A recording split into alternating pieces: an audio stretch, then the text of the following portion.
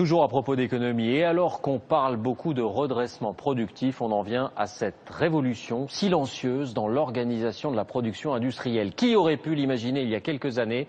Le travail à la chaîne est en train de perdre du terrain. Désormais dans les usines, ce n'est plus le produit qui se déplace sur un tapis roulant, c'est l'homme. Cela s'appelle le Lean Management. Enquête Hélène Vergne, Étienne Prigent. Au chevet des machines, les ouvriers se relaient toutes les 8 heures. Ici, on fabrique des calculateurs moteurs pour l'industrie automobile et l'usine Continental de Foix est une référence mondiale en la matière. Une entreprise qui a opéré un gigantesque lifting il y a 3 ans. Avant, toutes les chaînes d'assemblage ressemblaient à cela. Un tapis automatisé où l'opérateur attendait le produit sans bouger.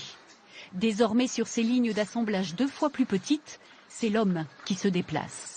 Résultat, un gain de temps, une augmentation des volumes de production de 40% à effectif quasi constant. Le but, c'est d'être plus efficace, d'optimiser l'ensemble de nos processus et de faire en sorte qu'on puisse rester dans la compétition au niveau mondial et de pouvoir continuer à produire ici en Ariège.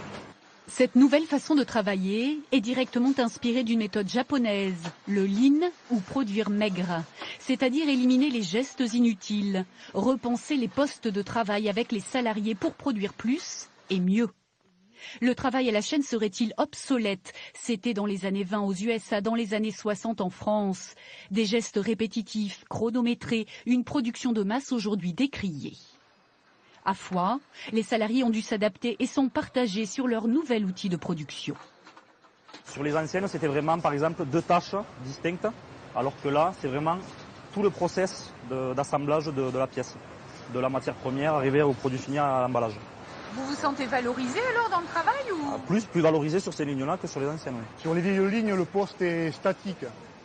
Voilà, alors là, on va arriver à faire en 8 heures, on va arriver à faire entre 8 et 10 km dans la journée. Sur les lignes en U. C'est plus fatigant alors pour vous? Bien sûr, c'est plus usant, oui. Ouais.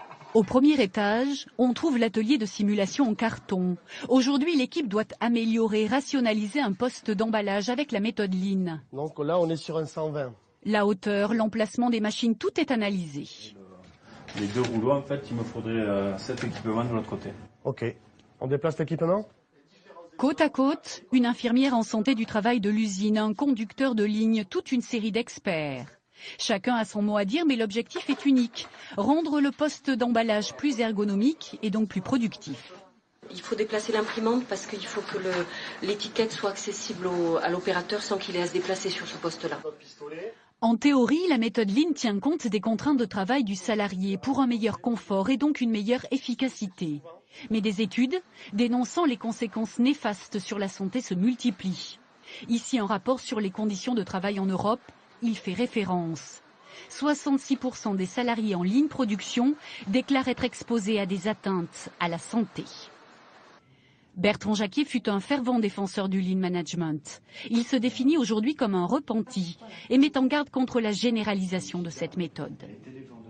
On nous présente souvent le Lean comme étant une démarche dont on va profiter pour faire de la santé, de la sécurité, des conditions de travail. Et c'est étrange parce que c'est toujours le seul indicateur qu'on ne suit pas.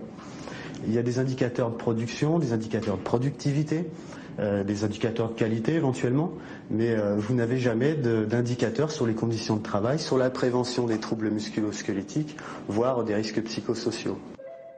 En France, après l'industrie, le Lean progresse partout. Il est aujourd'hui mis en œuvre dans les administrations, les banques, les hôpitaux.